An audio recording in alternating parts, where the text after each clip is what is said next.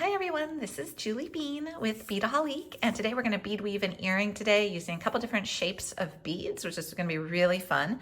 This here is our finished example of what we're going to be making. So it almost has a star pattern to it, which is really pretty. And I love the colors. I'm using various shades of gold and bronze with a deep ruby. So it feels very like Renaissance, Victorian, just some really great deep colors, which I think are great. It would also make a really nice holiday earring, but it doesn't have to be holiday, but it does have that red and gold combination. So it would look lovely for the holidays as well. So what you're going to be using are all these different shapes of beads. So we're going to be using some Mini Dagger beads. We're going to be using some GemDuo beads. We're going to be using some SuperDuo beads. So these are 2-hole SuperDuos, 2-hole GemDuos. The Mini Daggers have just 1 hole. And then we're going to be using 2 different sizes of seed beads. We have a nice big 8-0 seed bead, and then we have a little tiny 15-0 seed bead as well. For our findings, we're going to be using a jump ring, and then we're going to be using an earring hook. Now, in the description of this video, you will find the link to the project, which has all the specific color names, sizes, all of that good stuff as well. So you can find out the full details over at beadaholique.com. For our stringing material, we're using Wildfire 0.006, and I like it because it's got a little bit of stiffness to it. And I like that when I am doing a piece of beadwork like this. I wanted to have some, like a good structure, a good foundation to it. I have already pre-strung onto my beading needle 18 inches. So you don't need a lot for each one. For your tools, you'll need 2 pairs of chain nose pliers for that jump ring that we're going to add later on. I'm going to just clear those off, and just a pair of scissors that are nice and sharp to cut your wildfire. So not a ton of tools, but a lot of fun different beads. And I will tell you too, I have worked up these same beads into different designs. So use this as a jumping off point. And then once you have these beads, play with them, have fun with them, because there's a lot of different designs and different variations you can do of this little cute design right here. Okay, so those are our supplies. We've got our needle and thread already ready to go, and we're ready to start our project. Okay. To begin, you're going to pick up 1 15-0 seed bead. Now, the thing with GemDuos, before you pick them up, I want you to lay them out. You're going to need 4 of them. So there is a right and wrong side, or I should say a front and back, because you might like the back as the front and vice versa. But you see that there is a flat side. And then there's one which is, if I can catch the light, a little bit more domed. So I'm calling the domed side the top side, but you could definitely do the back side too, whatever effect you like. But what you want to do, because it is going to matter which side is facing up, you're going to line up 4 of these guys on your beading table, just like that. So you're going to have 4 in a row ready to go, top side up. So you can just pick them up as you go. Now we don't have a stopper bead, and we have not tied a knot, and that is on purpose. So we're not going to do that at this point. But I've got that 1 15-0 seed bead. And now I'm going to pick up via the top hole right here on my beading table, a GemDuo. And now I'm going to pick up another seed bead, another 15-0 seed bead. And then by the top hole,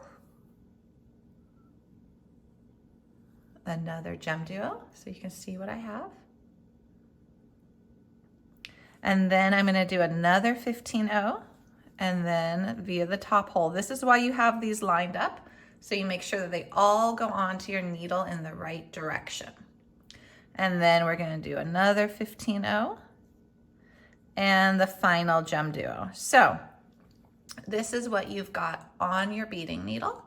You have the 4 GemDuos with a 15-0 seed bead between each of them.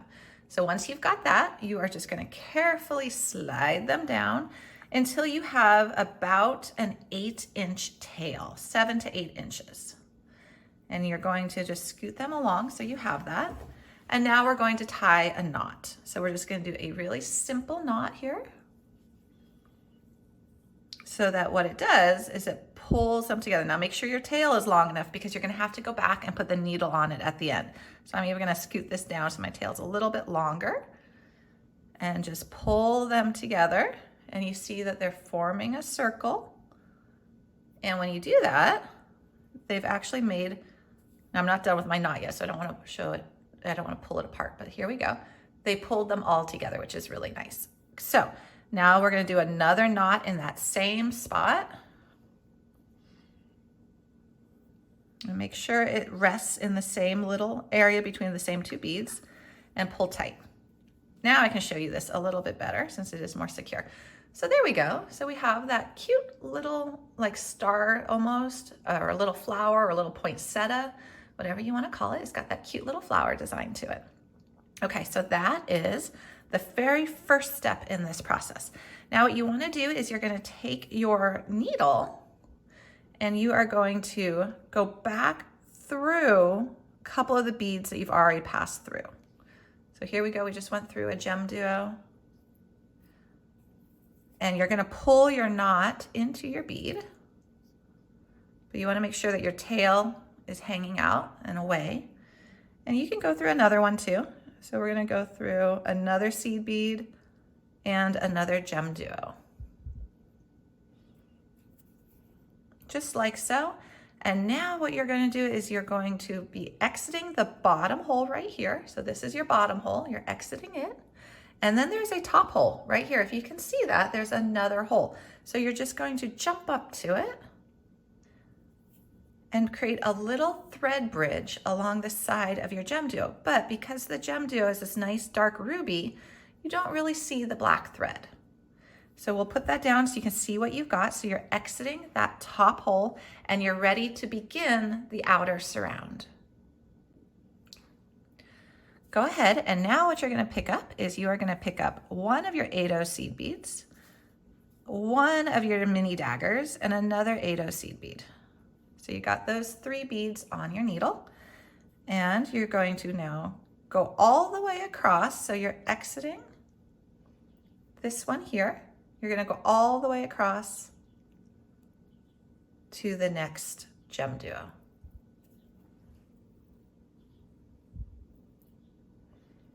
And pull. And so that is your first of your outer ring.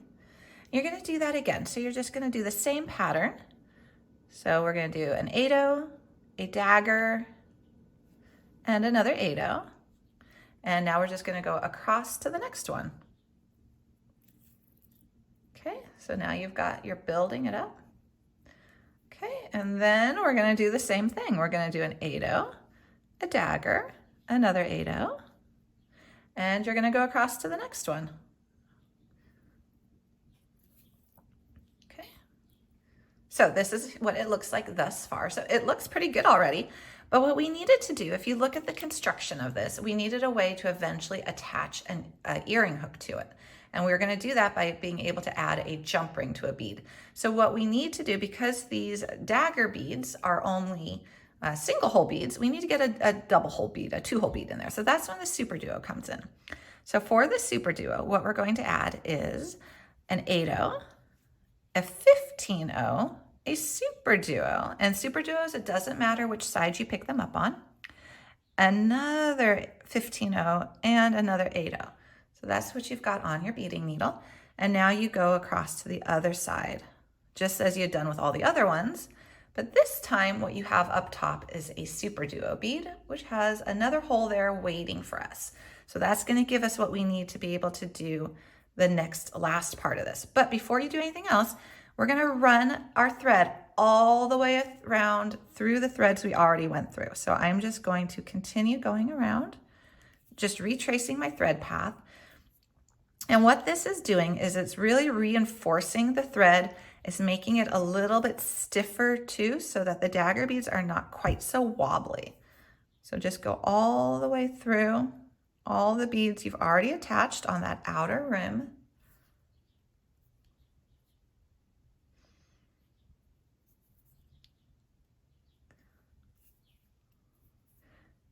Keep going.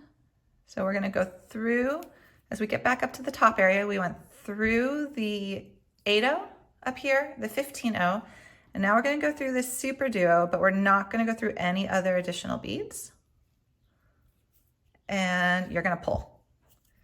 And when you pull, you're just going to pull this tight. Look what happens. It creates almost a dome.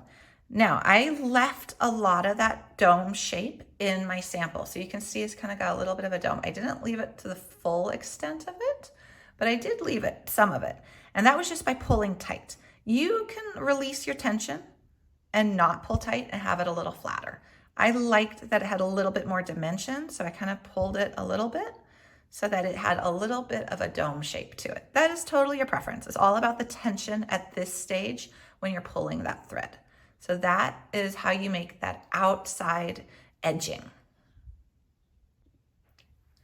Okay. So to attach your jump ring, what you're going to do is you're going to pre-open your jump ring first.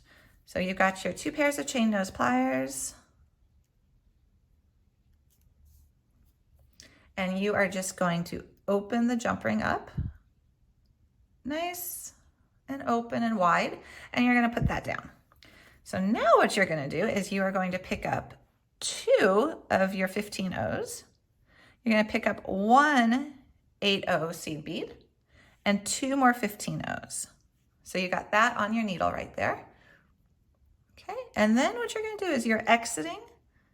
Actually, whoops, I forgot a step. So before you go any further, what you're going to do is you're exiting the bottom hole of your SuperDuo.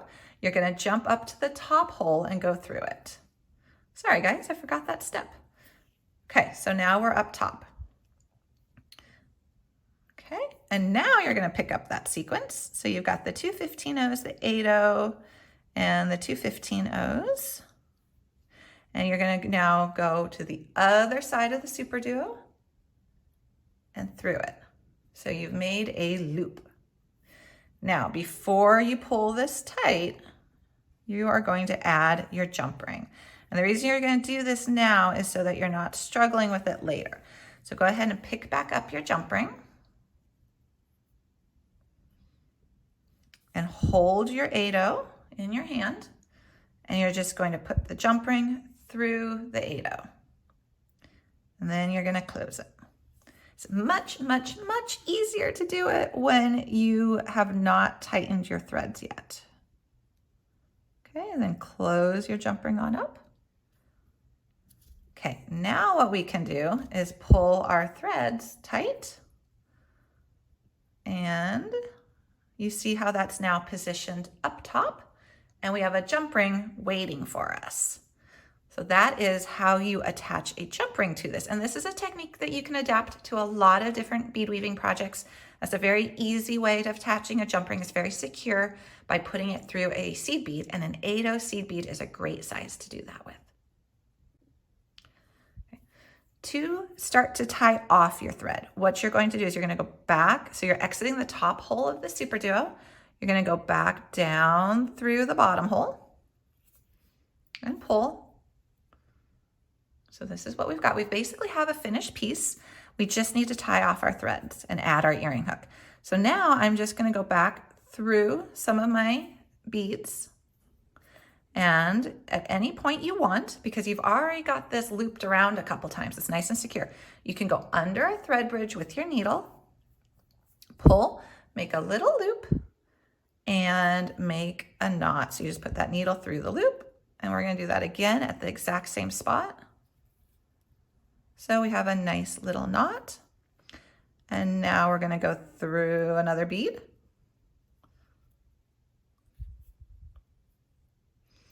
And at any point that you want to do this, you can add an extra knot. So wherever it feels good. Sometimes when you're beading, certain areas feel a little tighter than others. Certain ones are just, or it's a little bit of a struggle to get through. So avoid those areas and just go for an area that feels really nice and easy. And pull. And I like doing 2 knots if I can in the same spot. And then go through. So we've just got 2 knots now in 2 different places. So I actually feel pretty good about that. If you want, you can keep doing this. Depends on how secure you feel your beadwork is, but you can just keep making little knots. And then running your needle through a couple more beads. There you go. And when you feel good about it, you're just going to trim your tail. So that's where your little scissors come in handy. So I still have my other tail right here, I'm just gonna trim this tail nice and close, and that is done. So for this tail here, I'm gonna show you how to do this one as well. The first thing you're gonna do is you left it nice and long. You're going to put your needle back onto it, like so. And then I'm going to show you how to weave it in as well, so you have the complete project. Okay, so remember this was already knotted. So when you go into here, you're going to go through a bead right here. So I'm just going through one of my little beads, and I'm going to go through my GemDuo.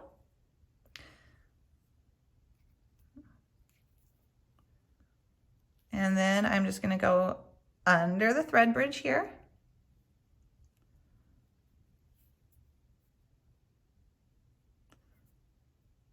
And I don't want this too twisted, because sometimes if it's too twisted, when you pull it down, it creates like a little, oh, I don't know the right word, like a little bubble, like a little loop. Okay, so I tied a knot right there. I'm going to do one more, the same spot, like so. And then I'm going to go through my bead. And through the GemDuo next to it.